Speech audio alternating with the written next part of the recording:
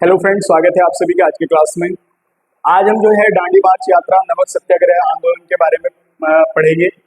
और आपने सभी ने सुना होगा भारत के इतिहास में दांडी मार्च यात्रा कब से स्टार्ट होती है, इसके बारे में भी चर्चा करेंगे और उत्तराखंड से इसका क्या संबंध रहा है इसके बारे में भी हम चर्चा करेंगे। ठीक है, तो नमक कर के विरोध में नमक आंदोलन स्टार्ट किया था महात्मा गांधी के द्वारा और ये स्टार्ट हुआ था 12 मार्च 1930 से।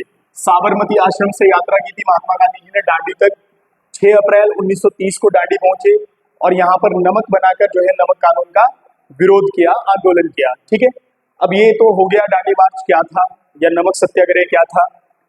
हम यहाँ से बात करते हैं गांधी जी के साथ 78 सत्याग्रही थे। कितने थे?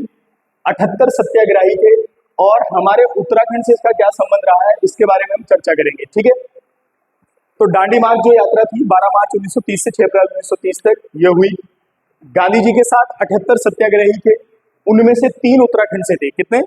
3 जो है वो उत्तराखंड के मेंबर थे। नंबर 1 पर आते हैं ज्योतिराम कांडपाल, ठीक है, और नंबर 2 पर आते हैं भैरव दत्त धूलिया, नंबर 3 पर आते हैं वीर खड़क बहादुर। ये आपने यहाँ से याद रखना है। गांधी की जो दांडी मार्च यात्रा थी उसमें 78 सत्याग्रहियों में से 3 उत्तराखंड के थे, ज्योतिराम कांडपाल, भैरव दत्त जोशी, वीर खड़क बहादुर। ये आपने यहाँ से याद रखना है। निम्न में से कौन सत्याग्रही गांधी जी की दांडी मार्च यात्रा में शामिल नहीं था या था, ऐसे करके प्रश्न यहाँ से बन सकता है। ठीक है, अब यहाँ से मैं छोटी सी एक इंफॉर्मेशन आपको देना चाहता हूँ। ज्योतिराम कांडपाल जो थे वो उन्होंने अध्यापक पद से इस्तीफा दिया था और तब जाकर जो है वो दांडी मार्च यात्रा में शामिल हुए थे।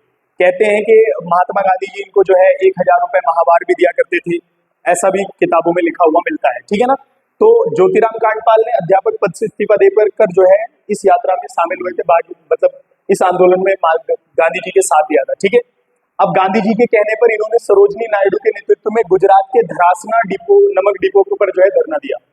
ये भी आपने याद रखना है। ये भी कौन थे? ज्योतिराम कांडपाल ही थे। उसके बाद इन्होंने देघाट में उद्योग मंदिर आश्रम की स्थापना की, यहीं से प्रभावित होकर इसके बाद ही। ठीक है ना, और इसके बाद अगर यहीं से रिलेट करें तो शांतिलाल त्रिवेदी ने चनौदा में गांधी आश्रम की स्थापना की। यहाँ से एक ऑब्जेक्टिव पेपर में बनता है। गांधी आश्रम की स्थापना जो है वो चनौदा में की गई 1937। किसके द्वारा? शांतिलाल त्रिवेदी के द्वारा। देघाट में उद्योग मंदिर की स्थापना जो की गई थी वो ज्योतिराम कांडपाल के द्वारा की गई थी। सरोजनी नायडू के नेतृत्व में किसने गुजरात के धरासना नमक डिपो पर धरना दिया था? तो वो भी कौन थे? ज्योतिराम कांडपाल ही थे। ठीक है, समझते हैं यहाँ से। उसके बाद अगर मैं कहूं कि कुमाऊं में नमक सत्याग्रह का या नमक आंदोलन का दांडी मार्च का नेतृत्व कौन कर रहा था?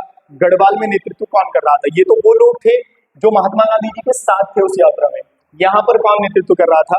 तो अगर मैं कुमाऊं की बात करूं तो कुमाऊं में जो है गोविंद वल्लभ पंत जो है इसका नेतृत्व कर रहे थे। ठीक है ना, और गढ़वाल में जो है प्रताप सिंह जो है इसका नेतृत्व कर रहे थे। सुनना ध्यान से, गोविंद वल्लभ पंत कुमाऊं में इसका नेतृत्व कर रहे थे, गढ़वाल में कर रहे थे प्रताप सिंह नेगी। किसका? नमक सत्याग्रह या नमक आंदोलन का नेतृत्व कर रहे थे। यहाँ से आपने एक चीज समझनी है।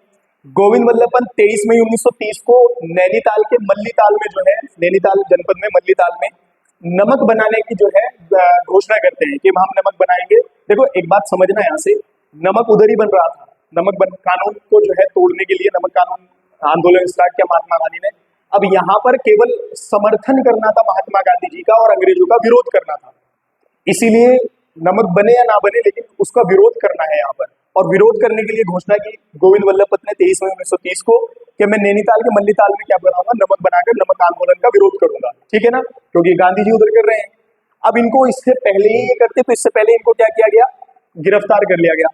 उसके बाद इस घोषणा की इंद्र सिंह नयाल ने कि भैया मैं बनाऊंगा नमक।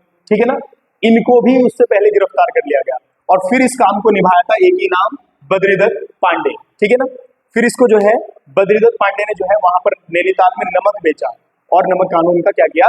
विरोध किया। ठीक है, उसके बाद पौड़ी में जो है, जो पौड़ी के लोग थे गढ़वाल में, उन्होंने लूनी जल स्रोत जो था उसको आधार मानकर जो है नमक कानून का विरोध किया था। ठीक है, तो देखो इतना बड़ा टॉपिक नहीं है, एग्जाम में इससे बहुत ही आसान तरीके से पेपर में प्रश्न बनता है। सबसे पहले तो जीएस का यहाँ से प्रश्न नेशनल लेवल पर आता है। 12 मार्च 1930, 6 अप्रैल 1930 दांडी मार्च यात्रा, 78 सत्याग्रही।